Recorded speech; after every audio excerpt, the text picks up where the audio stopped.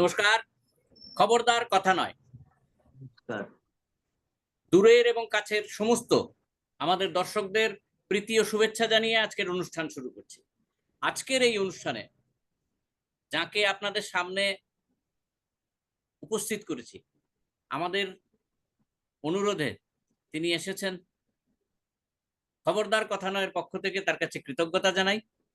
এবং শ্রী হান্নান মোল্লা আপনাদের অত্যন্ত পরিচিত। আমাদের এই অনুষ্ঠানে এর আগেও ত্রিপুরায় এসে উনি এসেছিলেন আমাদের আহ্বানে সাড়া দিয়ে। হান্নান মোল্লার পরিচয় নতুন করে দেওয়ার নেই। দীর্ঘদিন সংসদে সংসদ সদস্য ছিলেন এবং উলুবেড়িয়া কেন্দ্র থেকে বর্তমানে দেশের কৃষক আন্দোলনের অন্যতম প্রতিকৃত বলতে পারি। বিশেষ করে ঐতিহাসিক কৃষক আন্দোলন, যা প্রায় বৎসরকাল ধরে চলেছিল। 700-র ওপরে কৃষক যেখানে মৃত্যুবরণ করেছিলেন, সেই 3টি বিখ্যাত বা অখ্যাত কৃষি বিলের বিরুদ্ধে জয়লাভ, কৃষকদের ঐতিহাসিক জয় সূচিত হয়েছিল, যার প্রথম সারিতে যিনি দাঁড়িয়ে নেতৃত্ব দিয়েছিলেন তিনিই হচ্ছেন হান্নান মোল্লা। হান্নানদাকে আমাদের খবরদার কথা নয়ের পক্ষ থেকে কৃতজ্ঞতা জানাই একটু সময় দেওয়ার জন্য। হান্নানদা, নমস্কার। আপনাকে সরাসরি প্রশ্নে চলে যাই। নমস্কার। নমস্কার। অষ্টাদশ লোকসভা নির্বাচনের শেষ হয়ে গিয়েছে এবং নির্বাচনের আগে থেকে কৃষক আন্দোলন চলছে। এই অষ্টাদশ লোকসভা নির্বাচনে কৃষক আন্দোলনের প্রভাব কতটুকু পড়েছে? আমরা যেভাবে এই বিজেপি সরকার কৃষক দুশ্মন, নরেন্দ্র মোদী কৃষকদের সঙ্গে বারে বারে বিশ্বাসঘাতকতা করেছেন, কোনো কথা রাখেনি, উল্টে কৃষকদের সর্বনাশ করার জন্য একটার পর একটা পদক্ষেপ নিয়েছে। এই বিষয় নিয়ে গত 10 বছর ধরে কৃষক সভা আমরা আন্দোলন করেছি। একদিনে এটা গড়ে ওঠেনি। বিজেপির বিরুদ্ধে যে কৃষকদের জনমত তৈরি হতে অনেক সময় লেগেছে। 14 সালে নরেন্দ্র মোদী ক্ষমতায় এসেই উনি কি করলেন?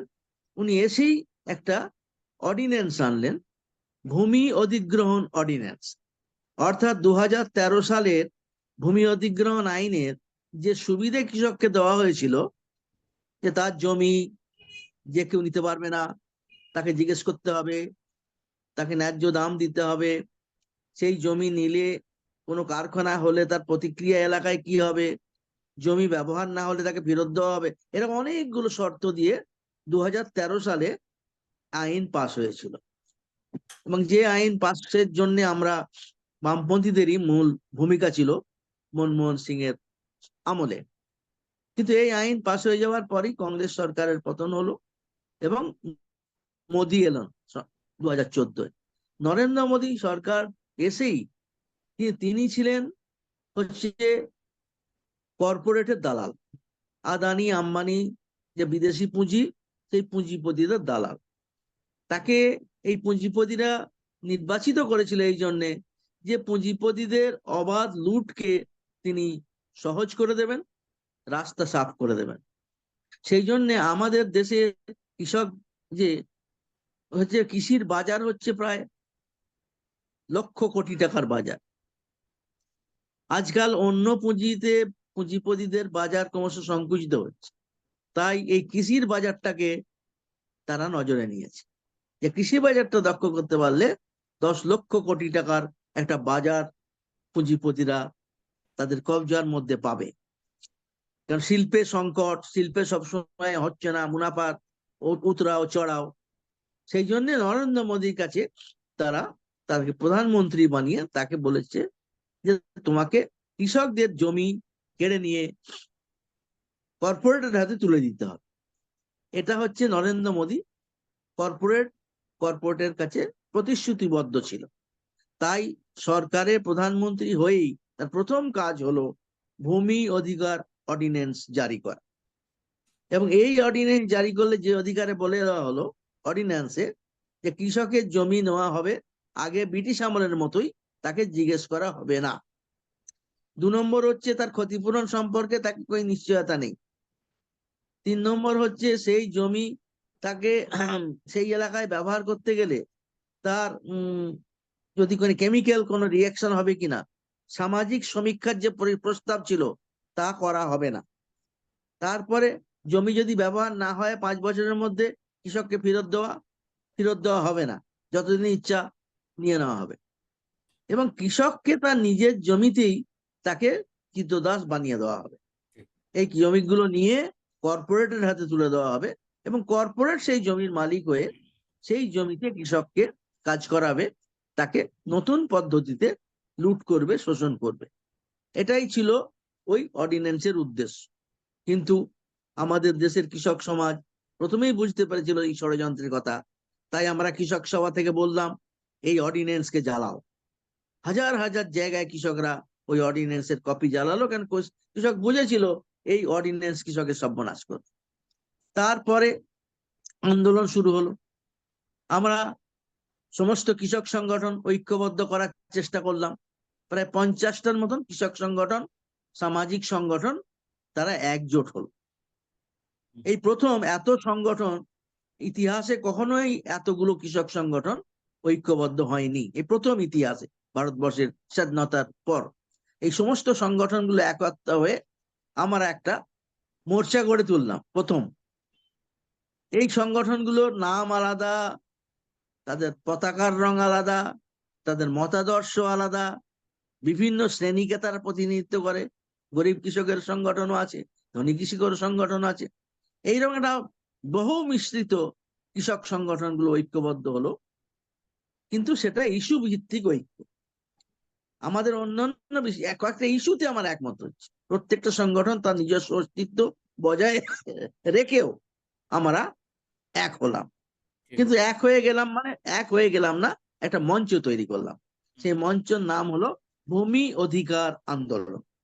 সেই ভূমি অধিকার আন্দোলন গোটা ভারতবর্ষে প্রায় 3 বছর ধরে চল, মানুষের মধ্যে যাওয়া, কৃষকের মধ্যে যাওয়া। এই সংগঠনগুলো কৃষককে বোঝালো নরেন্দ্র মোদী কৃষকের দুশ্মন, জমি কেড়ে নিচ্ছে, একে আমরা আন্দোলন করে রুখতে চাই।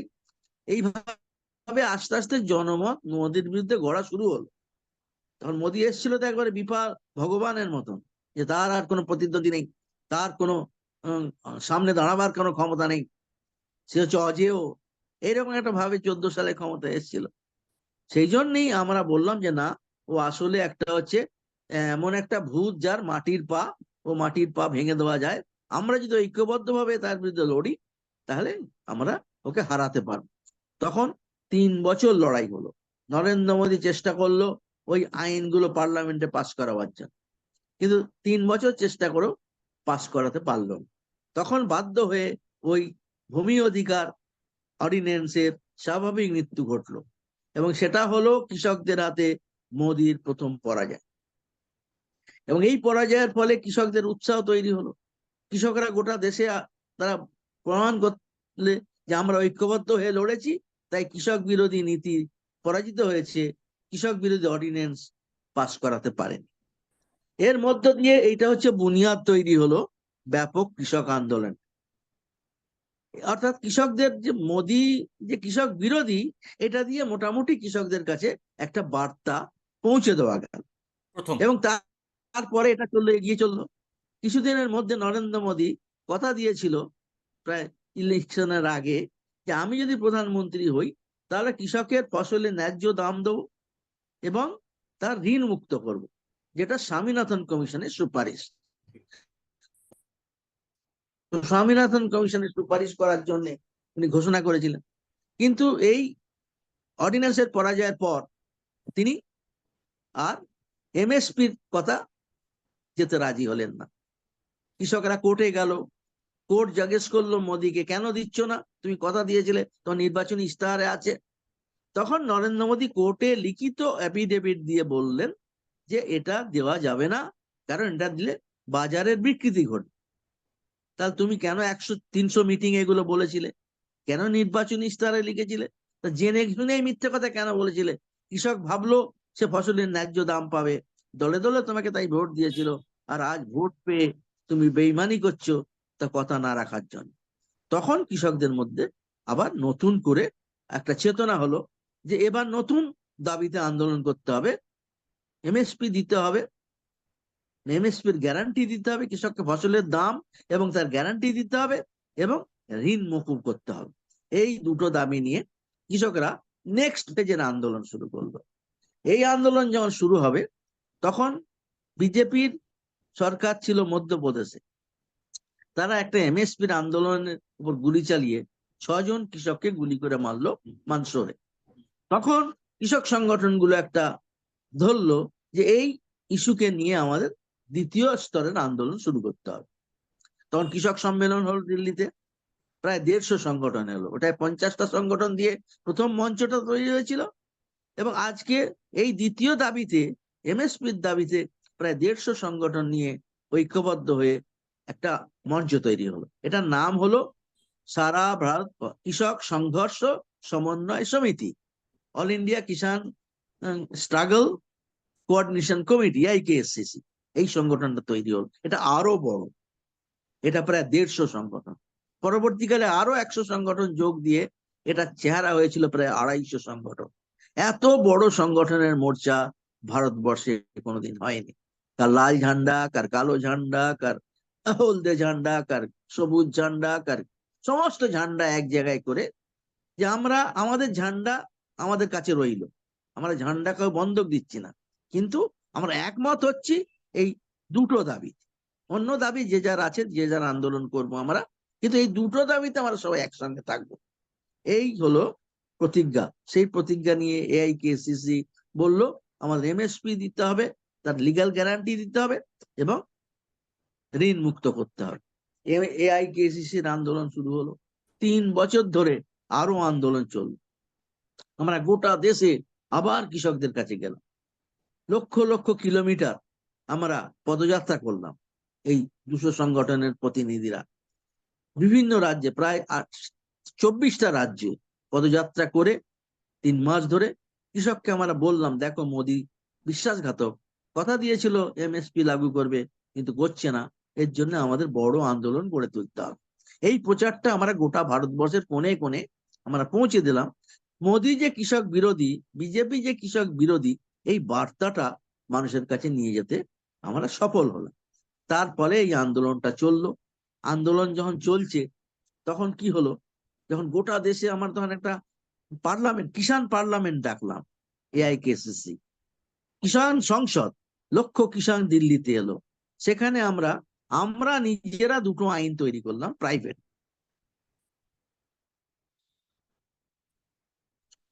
তৈরি করলাম, একটা এমএসপি গ্যারান্টি আইন আর একটা লোন রাখা উচিত। আমরা তখন সেই আইন নিয়ে আমরা পার্লামেন্টে প্রাইভেট মেম্বার বিল, সরকারকে আমরা বললাম আইনটা আমরা তৈরি করেছি, কৃষকের অভাব থাকবে না, কৃষক দেনার দায়ে তারা মরবে না, কৃষি সমস্যার মৌলিক সমস্যার অনেকখানি সমাধান সম্ভব হবে যদি এই আইন দুটো তৈরি করে। কিন্তু দুর্ভাগ্য আমাদের, কৃষক বিরোধী সরকার তা করতে রাজি হলো, আইন দুটো পাস হলো। তখন আমরা আন্দোলনকে আরো তীব্র করার জন্য গোটা দেশে প্রচার শুরু করলাম। ইতিমধ্যে কি হয়ে গেল, আমাদের একটা অসুবিধা হয়ে গেল আন্দোলনের মাঝখানে। এই সময় একটা মহামারী এসে গেল, কোভিড।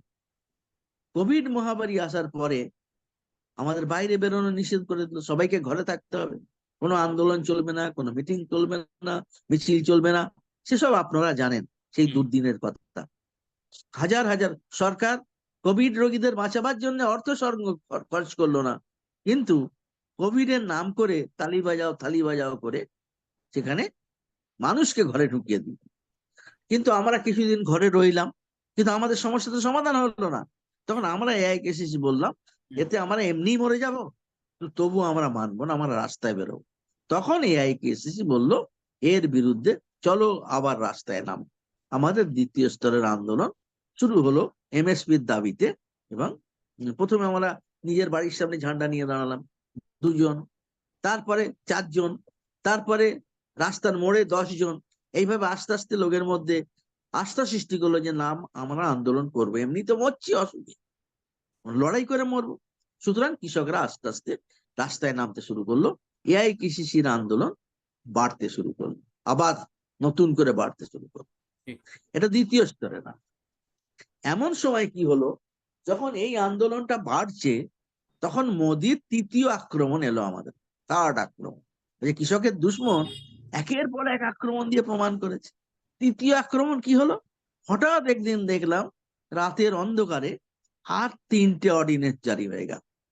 অর্ডিন্যান্স দিয়ে 3টে কালা কানুন আনার অর্ডিন্যান্স হয়ে গেল। এবং এই 3টে কালা কানুন হচ্ছে আরো বেশি মারাত্মক। এই 3টে কালা কানুন পাস হলে কৃষক তার নিজের জমিতে কৃতদাস হয়ে যাবে, রেশন ব্যবস্থা খতম হয়ে যাবে, ফসলের ন্যায্য দাম যেটুকু অন্তত পেত মান্ডিতে, সেটা মান্ডি উঠে যাবে। আদানি আম্বানিরা মান্ডি তৈরি করে ফসল কিনে গোডাউনে রাখবে এবং ব্যাপক দামে বিক্রি করে মুনাফা করবে কালোবাজারে। এই সমস্ত ব্যবস্থা, হান্নানদা, এখানে এফসিআই একটা গোডাউন তুলে দেবে। এই এখানে একটা 3টে যে প্রশ্ন। আইন, এই 3টে আইন হচ্ছে গিয়ে হ্যাঁ, দ্বিতীয় আক্রমণ। তখন আমার এআইকেসিসি এই 3টে আইন বাতিল করো এই হুম, দাবিতে দ্বিতীয় স্তরের আন্দোলনকে, তৃতীয় এটা তো স্তরের আন্দোলন আবার শুরু হ্যাঁ, করো। আনন্দের 1 বছর মতো তো আন্দোলন চললো, ঐতিহাসিক আন্দোলন, যেটা জিতলেন এবং তারা আইনটা ফেরত নিল। 19-এর নির্বাচন হয়ে যাওয়ার পরে সেটা হলো, সামনে পেলেন 24-এর নির্বাচন। 24-এর হ্যাঁ, নির্বাচনে একটা তথ্য বলছে যে প্রায় 160খানা আসনে হ্যাঁ, হ্যাঁ, কৃষক বা গ্রামীণ কৃষক অঞ্চলে অধ্যুষিত অঞ্চল। আমি ওইটাই অধ্যুষিত যাচ্ছি, 1 মিনিট একটু বলে নিই। হ্যাঁ, যে হ্যাঁ, যখন আমরা এই দ্বিতীয় স্তরের আন্দোলনটা শুরু করলাম হ্যাঁ, যে 3টে কালা কানুন বাতিল করতে হবে, ঠিক। তখন আমরা বললাম দিল্লি যাব। মোদি বলল দিল্লি আসতে দেবো না। আমরা বললাম দিল্লি কারো বাবা না, কৃষকের দেশ, কৃষক যাবে। আমরা মিছিল করে যাওয়া শুরু করলাম, কিন্তু আমাদের রাস্তায় আটক করা হলো, গুলি লাঠি চালানো, টিয়ার গ্যাস, নানান ভাবে বাধা দেওয়া হলো, কিন্তু কৃষকদের রুখতে পারলো না। কৃষকরা 5টা রাজপথ ধরে চারিদিক থেকে দলে দলে কৃষক দিল্লিমুখী রওনা হয়ে গেল। যখন শেষের দিকে যখন দেখলো দিল্লির কাছে পৌঁছে যাচ্ছি, তখন ওরা দিল্লির 5টা ন্যাশনাল হাইওয়ের মুখে উঁচু উঁচু প্রাচীর তুলে দিল, কংক্রিটের প্রাচীর তুলে দিল, যাতে আমরা ঢুকতে না পারি। আমরা বললাম আমরা মারামারি করতে আসিনি, আমরা দাবি জানাতে এসেছি। ঠিক আছে, আমরা বসে গেলাম। আমরা সেই 5টা জায়গায়, দিল্লি 5টা রাজপথ যেখানে দিল্লিতে ঢুকবে, সেই 5 জায়গায় বসে গেলাম। এবং সেই বসে যাওয়া একটা ঐতিহাসিক ঘটনা। 384 দিন আমরা বসে আমাদের দাবিতে আন্দোলন করলাম। আমাদের অনেক আক্রমণ হয়েছে, বদনাম হয়েছে, কুৎসা প্রচার করা হয়েছে, মিথ্যে কথা বলা হয়েছে, আর গদি মিডিয়া মিথ্যে প্রচার করেছে, মোদির ঢোল বাজিয়ে কৃষকরা দেশের দুশ্মন এটা প্রমাণ করার চেষ্টা করেছে, কিন্তু কৃষকদের হাঁটাতে পারেনি। হাজারে হাজারে কৃষক। তারপরে প্রতিবার কৃষক আসছে, কিছু বাড়ি যায় তো কিছু আবার আসে। তখন বৃদ্ধরা আসে, যখন জওয়ানরা কাজ করতে যায় মাঠে, তখন বৃদ্ধ তাদের বাবা মারা তারা আসে বসে। হাজারে হাজারে কৃষক মহিলা, এক অভূতপূর্ব আন্দোলন, যেটা ইতিহাসে, এত বড় আন্দোলন ভারতবর্ষের ইতিহাসে কখনো হয়নি। সেই কৃষক আন্দোলন আমরা চালাচ্ছিলাম। এটা তৃতীয় স্তরের আন্দোলন, 3টে কালা কানুন বাতিল করা। যে মোদি আমাদের প্রথমে রাজি হয়নি, কিন্তু এই আন্দোলনের চাপে শেষ পর্যন্ত সে এই 3টে কালা কানুন তুলে নিতে বাধ্য হলো, দেশের দুনিয়ার কাছে ক্ষমা চেয়ে। এবং এটা হলো কৃষকদের দ্বিতীয় বৃহৎ জয় এবং মোদির কৃষকদের হাতে দ্বিতীয় পরাজয়। এই আন্দোলনের মধ্য দিয়ে আমরা কৃষক আন্দোলনটাকে গোটা দেশে ছড়িয়ে দিয়েছি। এটা আপনাকে বলছি এই জন্যে যে 10 বছর ধরে ভূমিকা তৈরি হয়েছে। ঠিক। আন্দোলন একদিনে হয় না। পার্টিগুলো এগুলো ব্যবহার করতে পারলো না তো আগে রাইট। এই আন্দোলনকে, ঠিক। তাদের কাজে লাগাতে পারলো না। আমরা এই হাওয়া জায়গাটা। তৈরি করে দিলাম, হ্যাঁ, পার্টিগুলো পারলো না। হ্যাঁ, তো আমরা এই আন্দোলন বন্ধ না করে আমরা আবহাওয়াটাকে সংগ্রামের মধ্য দিয়ে বাঁচিয়ে রাখলাম। একদম। তখন হলো যে এলো 2084, এই 24। এই 24-এর নির্বাচন। তখন আমরা এসকেএম বললাম আমরা তো কৃষক সংগঠন, আমরা তো ভোটে দাঁড়াবো না। হুম। কিন্তু আমরা কৃষকরা, আমরা অন্নদাতা যেমন, তেমনি আমরা ভোটদাতাও। যে কৃষকের সঙ্গে মোদি বেইমানি করেছে, সেই কৃষককে আমরা 10 বছর ধরে তৈরি করেছি মানসিক ভাবে যে মোদি তোমার দুশ্মন, তাকে হাঁটাতে না পারলে তোমার সমস্যার সমাধান হবে না। এই আবহাওয়াটা কৃষক আন্দোলনের দ্বারা তৈরি হয়েছে। ইতিমধ্যে নতুন ঘটনা ঘটেছে, কৃষকরা আন্দোলন যখন করছিল, শ্রমিকরা তাতে যোগ দিল। 10টা কেন্দ্রীয় ট্রেড ইউনিয়ন আমাদের আন্দোলনকে সমর্থন করলো, এবং আমাদের সমস্ত কল তারা পালন করলো। শুধু সমর্থন না, ফিজিক্যালি ঠিক। ভারত বন্ধ করলাম আমরা, শ্রমিকরা সব দেশে ভারত বন্ধ করলো, রাস্তা রোকো, রেল রোকো, শ্রমিকরা এইভাবে একটা নতুন একটা ইতিহাস তৈরি হলো ভারতবর্ষে। রাইট। শ্রমিক কৃষক ঐক্যের একটা নতুন বুনিয়াদ তৈরি হলো। তাই শ্রমিকদের বিরুদ্ধে অন্যায় করেছে। শ্রমিক হ্যাঁ, যেমন আমাদের 3টে কালা কানুন নিয়ে আমাদের সর্বনাশ করতে চেয়েছিল, তেমনি হ্যাঁ, 4টে লেবার কোড করে শ্রমিকদের সব অধিকার গুলো কেড়ে নেওয়ার পার্লামেন্টে আইন করেছিল। এই সেখানে শ্রমিক কৃষক মিলিতভাবে এই আন্দোলন চালিয়ে তার সামনে নরেন্দ্র মোদী পরাজিত হয়েছিল। তাই গোটা দেশে মেহনতি মানুষের কাছে এই মেসেজটা গেল যে মোদী হচ্ছে কৃষক বিরোধী, শ্রমিক বিরোধী, একে মৌকা পেলে শাস্তি দিতে হবে।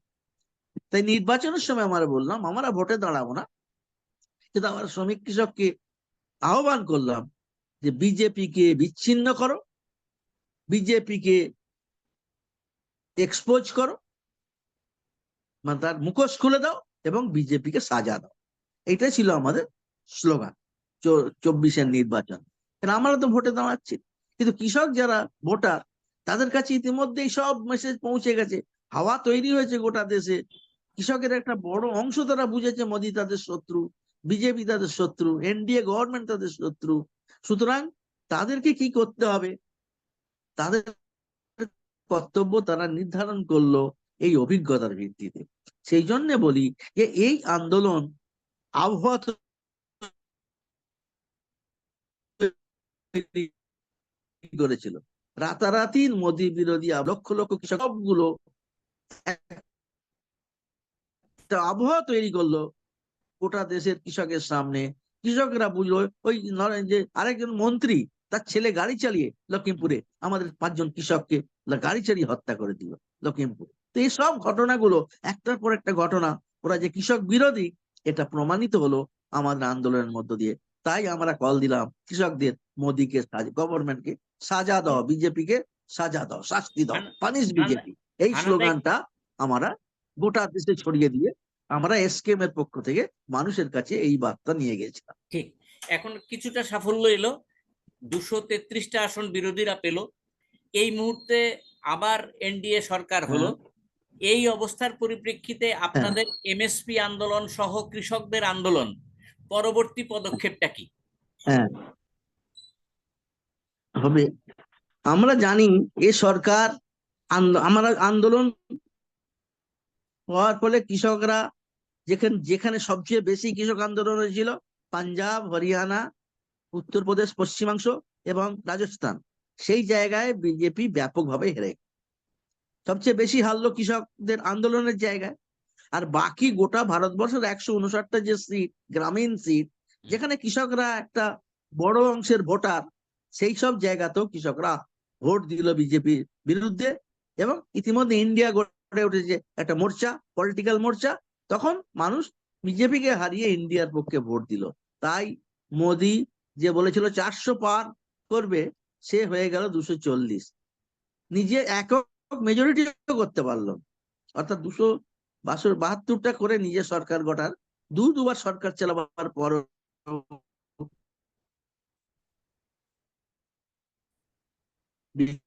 মোদী পরাজিত হয়েছে। এবং যেখানে যেখানে তার আন্দোলনের যে প্রভাব, সেই প্রভাবের কাছে নতি স্বীকার করতে বাধ্য হয়েছে। এবং এই নির্বাচনে কৃষকদের ভূমিকা অত্যন্ত গুরুত্বপূর্ণ, এখন এটা সবাই স্বীকার করে। কৃষক আন্দোলন এই পরাজয়ের ভূমিকা তৈরি করে দিয়েছিল, কৃষককে সচেতন করে দিয়েছিল, কৃষকদের কোথায় ভোট দিতে হবে সেই লক্ষ্যটা নির্ধারণ করে দিয়েছিল। তাই কৃষক ঐক্যবদ্ধভাবে ভোট দিয়ে 159টা সিটে বিজেপিকে হারাবার ব্যবস্থা করে দিয়েছিল। সেই জন্য এটা বুঝতে হবে, কারণ আমাদের দেশে প্রথা আছে তো, আন্দোলনকে খুব প্রাধান্য দেয় না। ও অমুকের জন্য, অমুক নেতার জন্য জিত হলো, অমুক পার্টির জন্য জিত হলো, ঠিক আছে, প্রত্যেকের ভূমিকা আছে, কিন্তু সঙ্গে সঙ্গে আন্দোলনের ভূমিকাটাকে মানতে হবে, যে আন্দোলন এই পরিবেশ তৈরি করে দিয়েছিল বলেই মোদীকে হারানো গেল।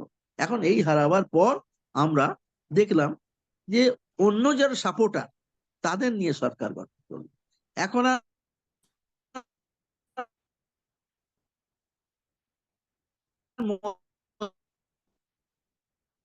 মোদী সরকার হলো না।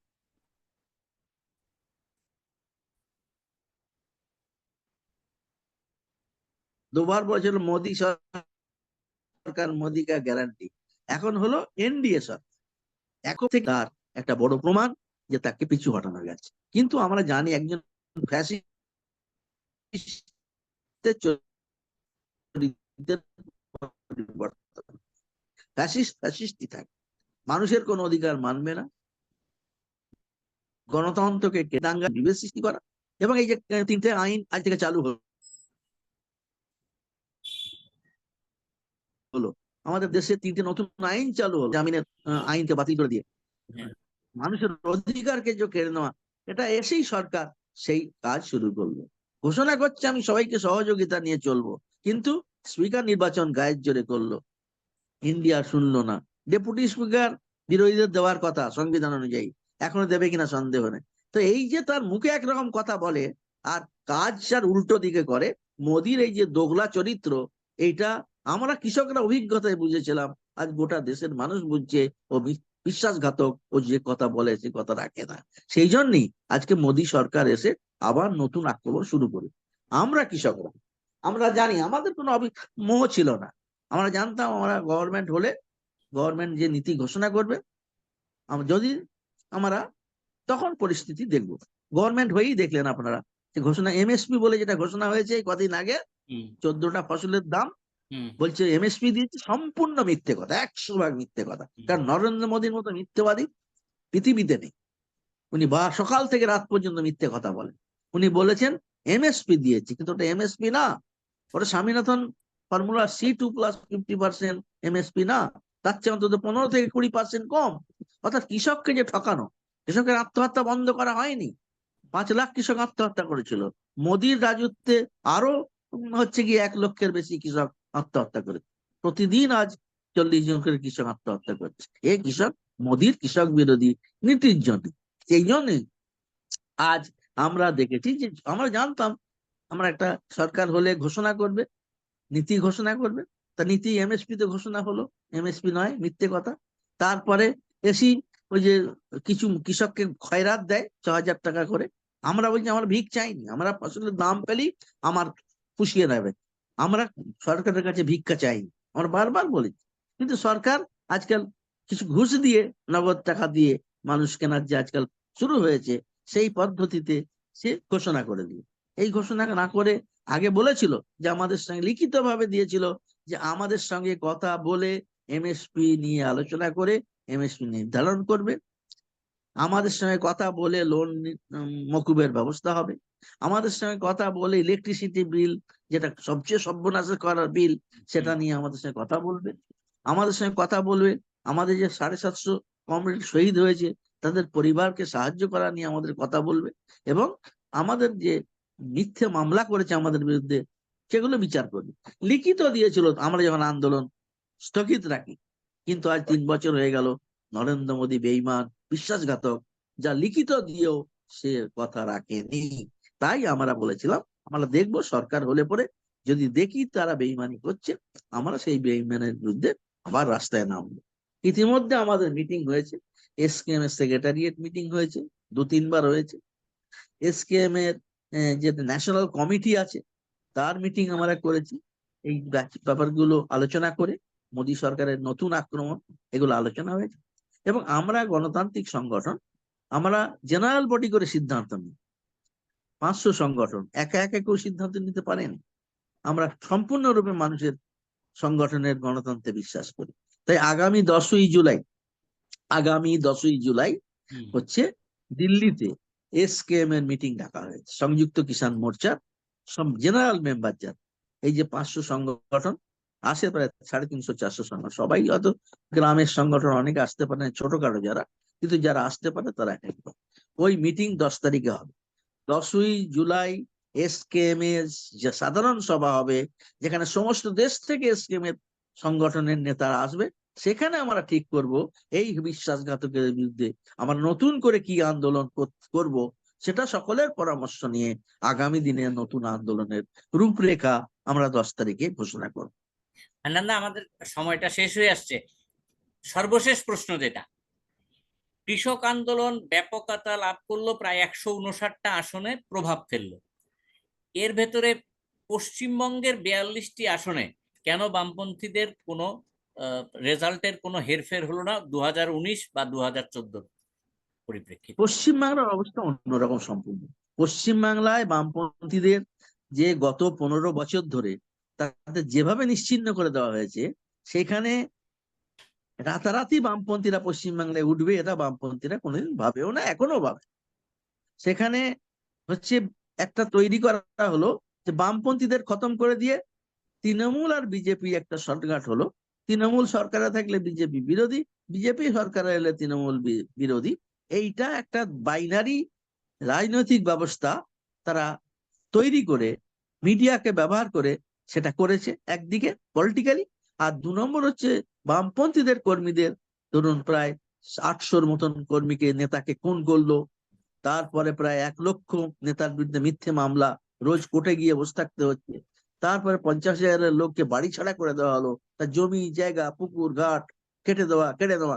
এই অত্যাচার, এই লাগাতার যে অত্যাচার, এই অত্যাচারের মধ্য দিয়ে মানুষকে এমন ভাবে টেরোরাইজ করেছে, সেখানে বামপন্থীদের কোনো অ্যাক্টিভিটি ছিল না। এই 2 বছর আবার নতুন করে কিছুটা মাথাচাড়া দিচ্ছে, আবার বামপন্থীরা কিছু কিছু সক্রিয় হতে শুরু করেছে। সেই জন্য আমরা জানতাম যে লড়াই আমাদের এখন অনেক লম্বা লড়াই করতে হবে, এই একটা ভোটেই এই অবস্থার পরিবর্তন হবে না।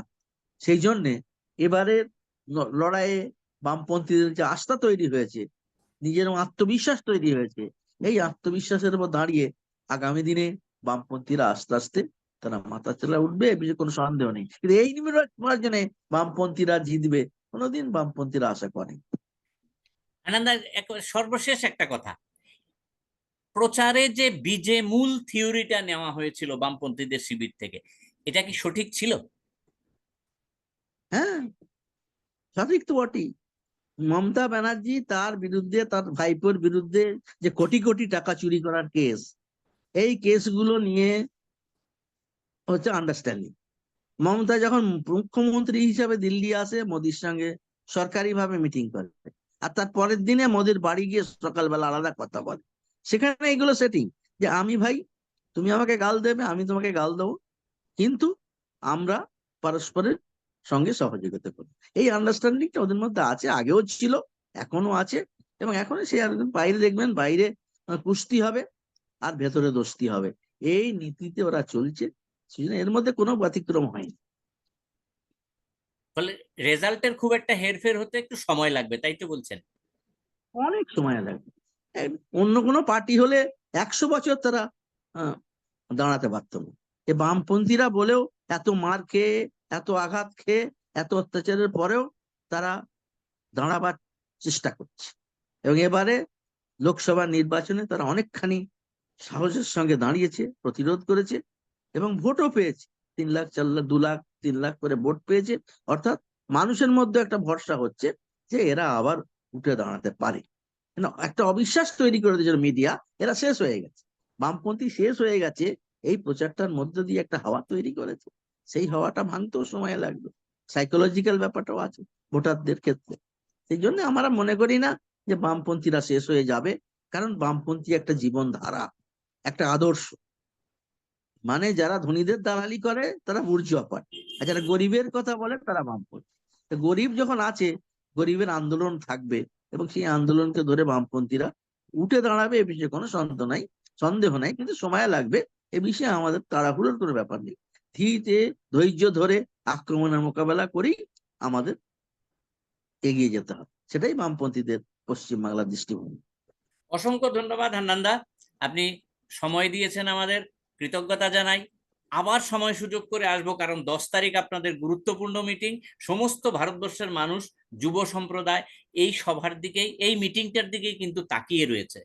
আমরাও এই সভাটার দিকে তাকিয়ে রয়েছি আপনাদের সিদ্ধান্ত জানার জন্য। আবার সময় করে আপনার একটু সময় নষ্ট করব অদূর ভবিষ্যতে। আপনি ভালো থাকবেন, সুস্থ থাকবেন। আপনাকে নমস্কার। ধন্যবাদ, নমস্কার।